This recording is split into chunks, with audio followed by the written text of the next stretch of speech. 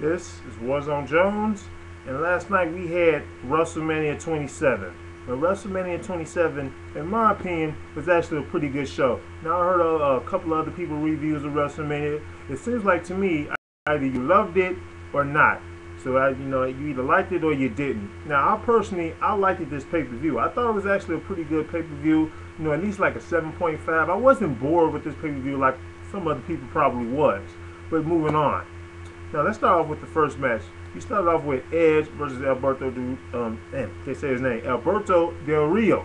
We started off with these two guys, and the match was okay. It wasn't on that level that I thought, that I hoped that it was gonna be on.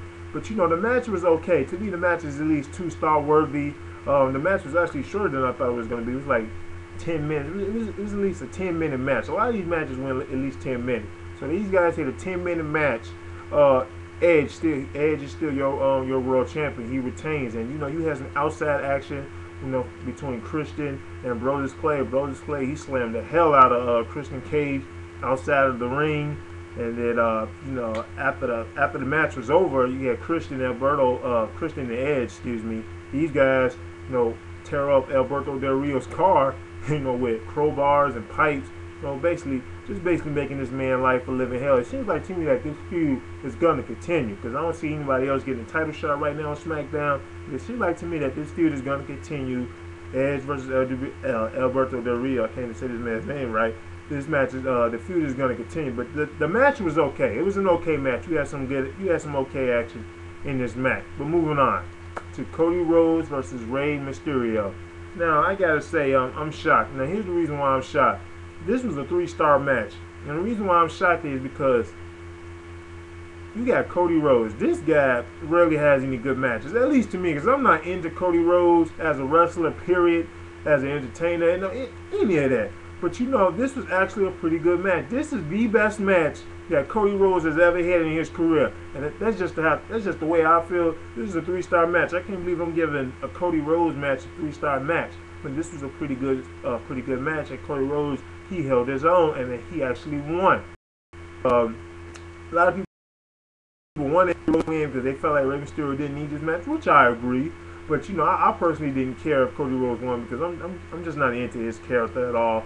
But he had a pretty good match. This was actually a pretty good match, and I'm shocked. So and impressed. 3 stars. Cody Rhodes versus Rey Mysterio. There was some good action in this match. Next, onto a match that nobody give a damn about, and clearly WWE knew it. That's why this match was short. The Core versus the Big Show, Kane, Santino, and Kofi Kingston. Now this match was short. The Core looked like crap, so the name of this group should be The Crap, because they got caught, and that's what they look like. They literally look like crap because they got beat within a minute or 2 minutes.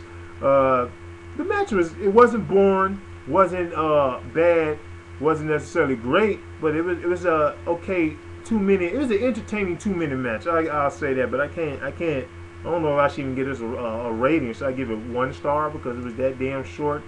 But we'll see if I put it in the description box. But moving on from that to CM Punk versus Randy Orton. Good match. This match was better than what I thought it was gonna be. I'll actually give this match 3 stars. And the reason why I thought this match was better than what I thought it was going to be, because Randy Orton, he likes to wrestle a boring, slow pace. I'll put you in a headlock for at least 10 minutes of the match, and that's about as long as this match was, like 10 to 12 minutes. And this was actually a pretty good, entertaining match. Randy Orton wins. I know some people probably not gonna like that, because you got a lot of CM Punk fans out there who feel like he should win, and I am a CM Punk fan. I felt like he should win because I felt like he needed that. I mean, like Randy Orton he whooped everybody ass in Nexus. Let's be honest here. Everybody in Nexus got their ass whooped by Randy Orton in their singles match too. So, but this was a good match. It looks like to me that this feud is going to continue, and maybe the feud should continue. It's going to continue to at least the next pay-per-view, and maybe CM Punk can get his revenge right then and there. But Randy Orton is your winner. 3-star match, in my opinion. Remember, my opinion. Next, on to the best match of the night, no doubt. 4-star worthy, Undertaker versus Triple H. This was a good, great match. Any words you want to use to describe that is good. That's what this match pretty much was. This was the best match on the card, clearly. Undertaker versus Triple H. This is their best match like all year. Let's be honest here. You know, they ain't really wrestled that much all year, but this is clearly their best match all year. This is probably the best match going on that had went on in WWE all year.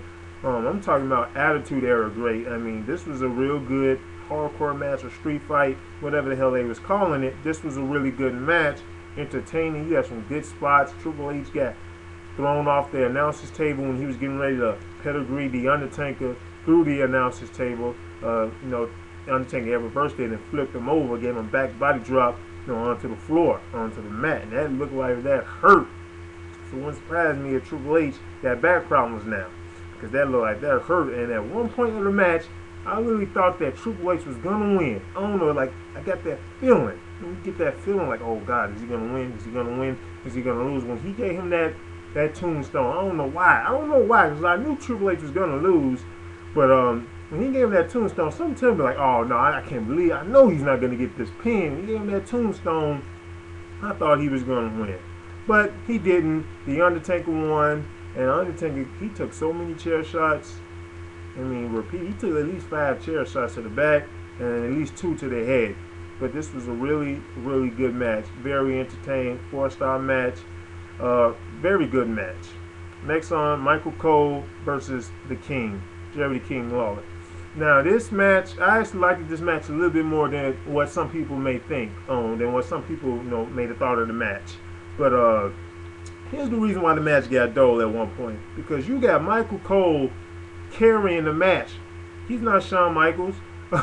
This is this man's first match. Why the hell is Michael Cole carrying the match? He carried like 7 minutes of the match. The man was on offense. No, that's a no-no. That's a no-no, WWE. That's a no-no, Michael Cole.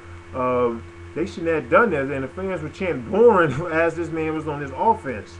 But you know, the match, it was an okay match. I was hoping we got something like Hulk Hogan versus you know, Vince McMahon at that one Royal Rumble. We didn't get nothing like that. But the match, I thought the match was at least okay. I'd give it a 1.5 stars. The match was okay. Michael Cole won. At first, Jerry the King Lawler had won, but the mystery mystery general manager, he called and said that he's reversing the decision because, you know, Michael Cole was, that Stone Cold, he was basically cheating for for Jerry the King Lawler. Basically, he allowed too many illegal things to happen, and he was doing illegal things himself. So that's basically how that happened, why he reversed the decision. So Michael Cole is your winner. I don't know if this feud is going to continue, but it really don't need to. Let's be honest here. So moving on to John Morrison versus Dolph Ziggler. Excuse me, John Morrison, Trish, and Snooki versus Dolph Ziggler and laycool. Quick, short, sweet, a pretty good 2-minute entertaining match in my opinion. And it wasn't boring, it wasn't bad, but it wasn't, it wasn't great, but it was a 2-minute entertaining match. That's what I thought. That's how I felt. It was a pretty good 2-minute entertaining match.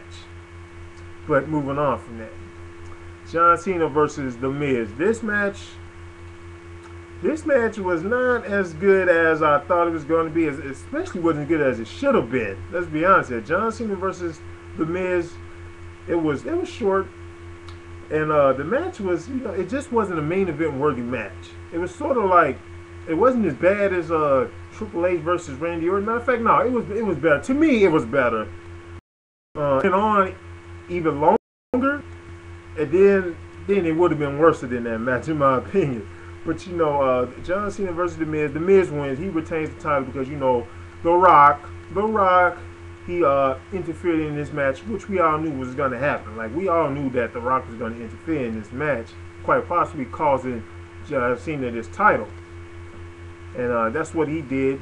Gave him the rock bottom, and The Miz, he still is your champion, and which is I agree. The Miz should still be the champion, and I like it because we don't need another John Cena title run. Let's be honest, we do not need another John Cena title run.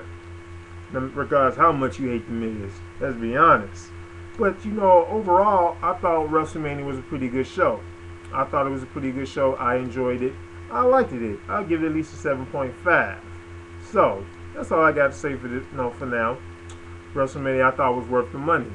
So this is Warzone Jones, and I'm out.